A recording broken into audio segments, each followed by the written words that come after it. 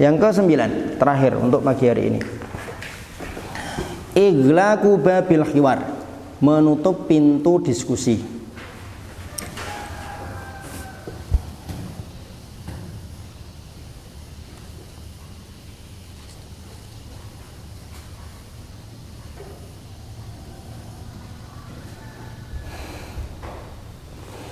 Al-khiwaru wasilatun muhimmatun min wasailit tafahum.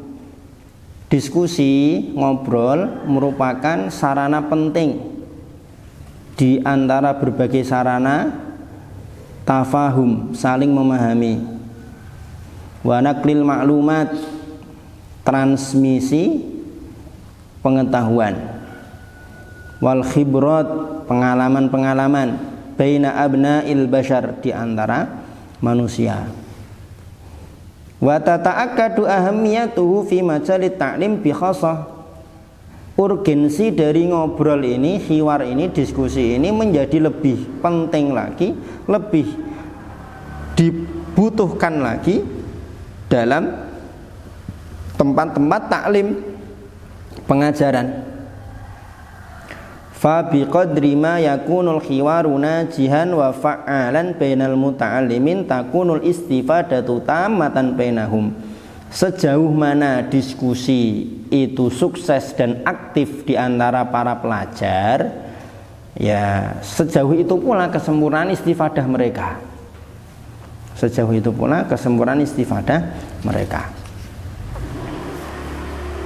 Wa birragmi min hadza, meskipun seperti ini, yalja'u ba'dul muallimin, sebagian pengajar itu justru malah berpaku ila iglaqi babil khiwar, berpaku menggunakan cara menutup pintu diskusi bainahu wa bainatul labi, antara dia dan murid-muridnya, mungdul bidayah, dari sejak permulaan, dari sejak awal. Fala yasmah bil as'ilah, tidak boleh ada pertanyaan. Au bil istifsarat, atau permintaan penjelasan. Wal munaqashat, dan diskusi. Ayyang kanat, dalam kondisi apapun. Au hatta bi amaliyatil istidzan, bahkan izin pun tidak boleh. Bahkan izin pun tidak boleh. Apa mau nanya? Enggak usah tanya-tanya. Pokoknya seperti itu. Enggak ada pertanyaan ya. Oke, cukup? Ya, sudah. Nah, tadi alhamdulillah. Gitu. Wa rubbama yakunul hadfu huwa, bisa jadi mungkin yang diinginkan tujuannya adalah al-khirsu alal waqti, disiplin waktu, itu kan, efektif waktu. Wasaddi ba'dis thugrat, menutup sebagian celah. Allati qad yadkhulu minha ba'dut tullab li ifsadi jawil halqa, yang mungkin menurut mu'allim, menurut guru, ini kalau dibuka pintu pertanyaan, dibuka diskusi, dibuka kesempatan untuk menyampaikan sesuatu, nanti malah ada orang-orang tertentu yang sepertinya kalau dia menyampaikan sesuatu nanti akan merusak suasana halaqah. Sudah, mending nggak usah aja, nggak usah ada diskusi di halaqah daripada ngerusak suasana, kan gitu. Mungkin tujuannya itu. Wa hadzal qasdu jayyid, tujuan ini sebenarnya bagus kan, daripada suasana halaqah rusak karena satu orang, mending dah nggak usah ada pertanyaan. Sebenarnya kan tujuannya bagus. Walakin, akan tetapi, yumkinul wusulu ilaihi biwasaila ukhra, tapi kan bisa menggunakan cara yang lain, tidak harus dengan cara itu. La tuhdits tilkat ta'sirat as-salabiyah allati yahdutsuha iglaqu babil khiwar, kan itu. Jangan sampai efek-efek negatif yang ditimbulkan dari menutup pintu khiwar itu justru malah timbul. Efeknya apa? Kalau ditutup pintu khiwar, padahal sebenarnya kalau dari khiwar itu nanti ada sisi positifnya. Di antara sisi negatifnya yang timbul kalau ditutup pintu khiwar, pintu diskusi, yang pertama, baqa'u katsirin minal iskalat wal istifsarat fi dhihni thalib, masih tetap bercokolnya banyak iskal, hal-hal yang dipertanyakan, wal istifsarat, perkara yang masih perlu tafsir, penjelasan, fi dhihni thalib, pada benaknya murid. Kenapa lah mau nanya tapi udah nggak boleh ada pertanyaan, mau minta penjelasan tapi nggak boleh ada, tidak ada kesempatan untuk bicara, kan gitu. Yang kedua, mimma yud'ifu min tamakkunihi minal ilmi, melemahkan penguasaan murid terhadap ilmu. Wa min malakatil hiwar, dan dari penguasaan dia terhadap kemampuan untuk diskusi, untuk ngobrol. Wan naqdi fi syakhsiyatihi, dan kritis pada kepribadiannya. Jiwa kritisnya nanti nggak akan timbul, tidak akan terawat, kan gitu. Saya merasa jiwa kritis itu betul-betul tumbuh dengan baik dan mendapatkan porsi yang luas itu ya ketika saya nyantri di Solo.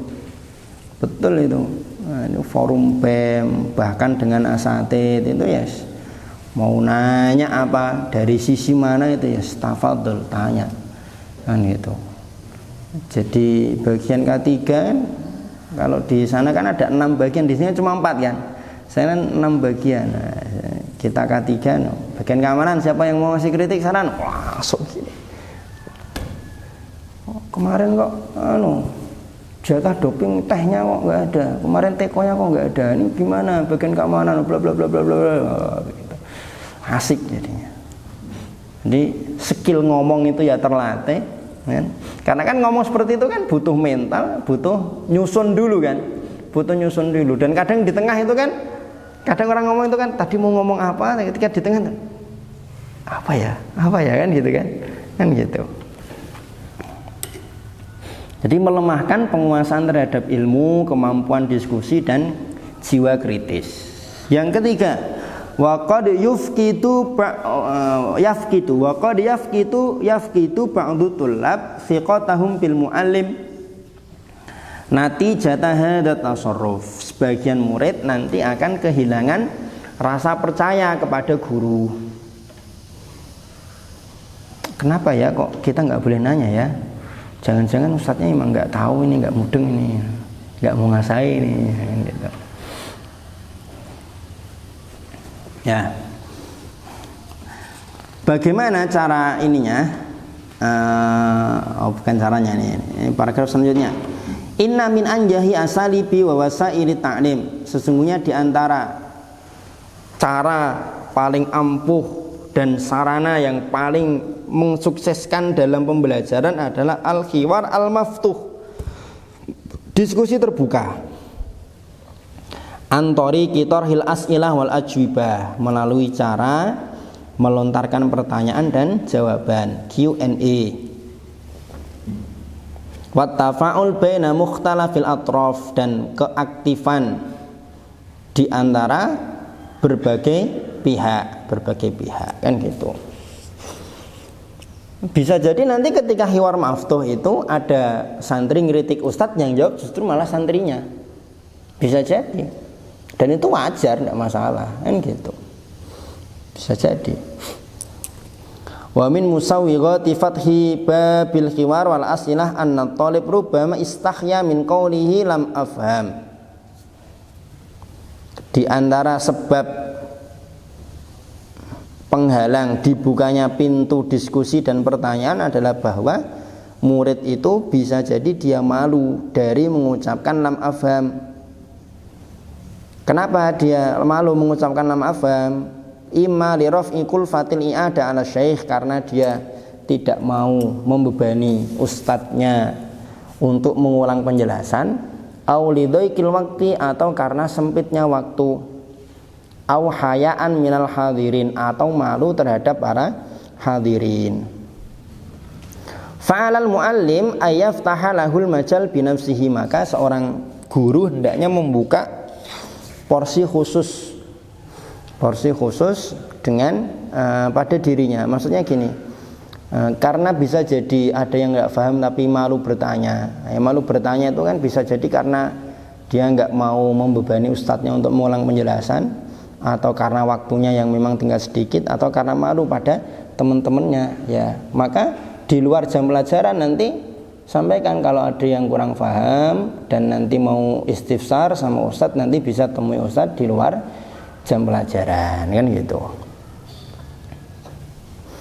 Wa hadza huwal manhajus sawi fi talabil ilmi, dan ini adalah metode yang baik, yang lurus dalam menuntut ilmu. Sebagaimana ditanyakan kepada Ibnu Abbas, bimanil tahadzal ilm, dengan cara apa Anda wahai Ibnu Abbas mendapatkan ilmu? Qala bilisanin saul wa qalbin bilisanin saul wa qalbin akul. Insyaallah, dengan lisan yang gemar bertanya dan hati yang senantiasa berpikir. Enggak paham tanya, enggak paham tanya. Tapi tanyanya bukan hanya sekedar biar kelihatan gagah, tapi ya betul-betul memang tanya untuk mendapatkan pemahaman.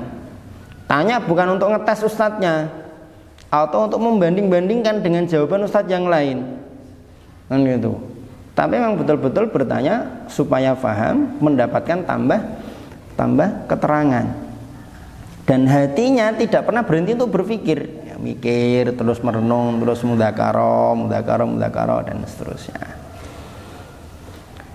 Kalau tadi sisi negatifnya 3, ini berikutnya beliau menyebutkan sisi positifnya.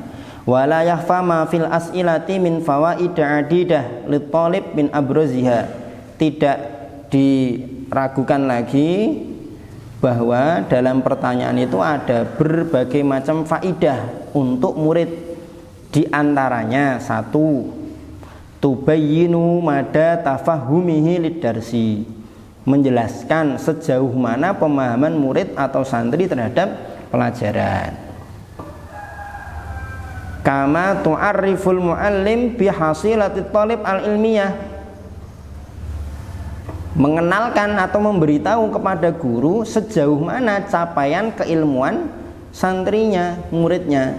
Hasil keilmuan muridnya itu sudah sejauh mana.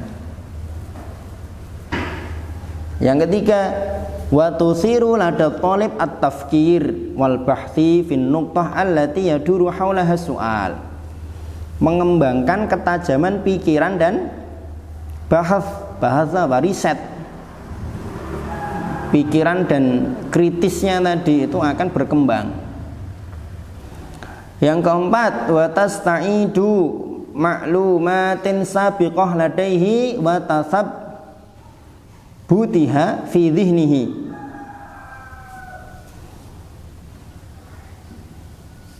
Tasta'idu itu mengulang kembali. Ada yu'idu, flashback kalau bahasa kita. Tahu paham flashback ya? Nah, flashback materi sebelumnya.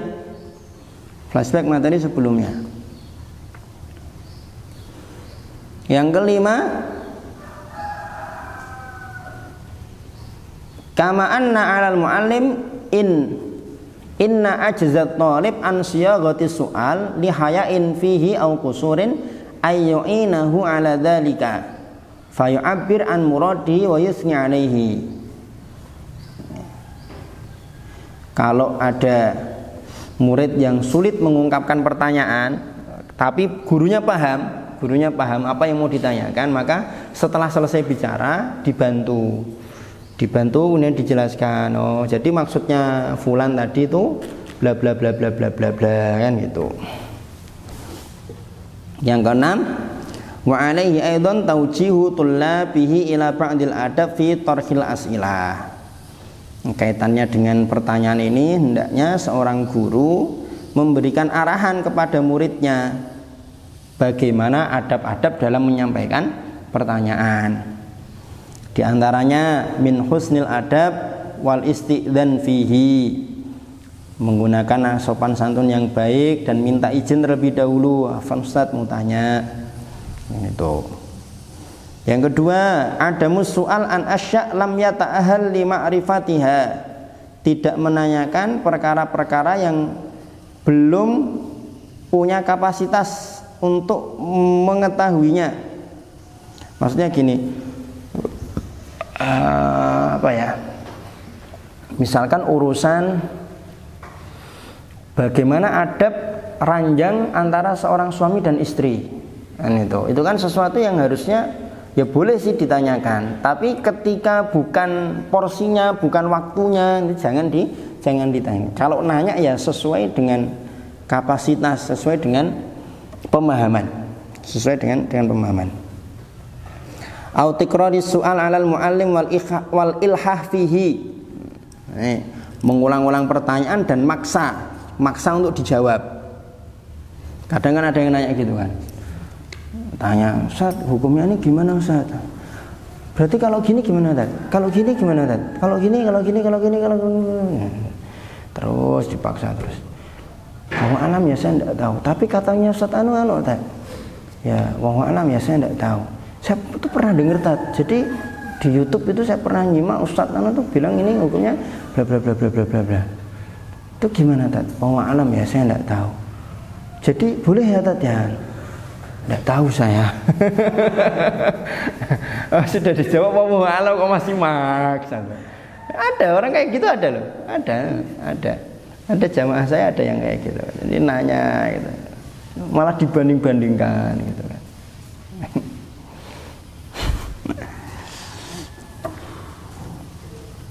Farubama ajjara dzalikal muallim wa hurima talib minal faidah al marjuah. Bisa jadi kalau yang seperti itu nanti malah menjadikan gurunya jengkel, bahkan muridnya nanti akan dihalangi, diharamkan dari faidah yang diinginkan. Nah, ini terkait dengan adab-adab bertanya ini nanti tentu bisa dirujuk lagi ke kitab-kitab adab muta'alim, adabul alim dan muta'alim bisa, atau di kitab-kitab adab yang lain juga insyaallah ada. Intinya kesalahan yang ke-9 adalah sebagai pengampu halaqah jangan sampai menutup pintu diskusi, jangan menutup pintu pertanyaan. Nah, itu ada yang mau disampaikan, ada yang mau ditanyakan, itu dibuka kesempatan untuk itu, biar kalau memang ada masukan, ada kritikan apa, biar disampaikan. Dan insya Allah akan keluar kalimat itu kalau memang sekat itu sudah hilang. Kalau sekat itu sudah hilang, terus santri itu nyaman sama kita sebagai guru, insya Allah akan keluar masukan-masukan itu. Begitu Afilah.